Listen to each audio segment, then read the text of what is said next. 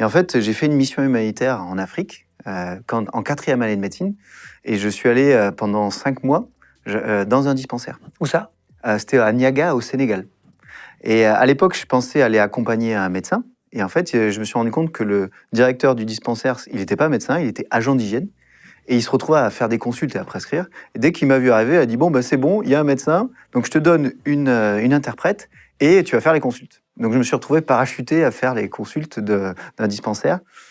Et 2-3 semaines après que je sois arrivé... Un dispensaire, c'est un hôpital gratuit, en gros. Ouais, c'est un hôpital d'État gratuit. C'est un hôpital de terrain en Afrique, sauf que ça brasse une population de 15 000 personnes. Tu vois. Et c'est le premier recours, c'est-à-dire que tout ce qui arrive, ils viennent là. Enfin, donc tu as tout, tu as des accouchements, tu as des gens qui s'ouvrent quelque part. Et donc j'entends à la radio qu'il y avait un début d'épidémie de choléra à Dakar.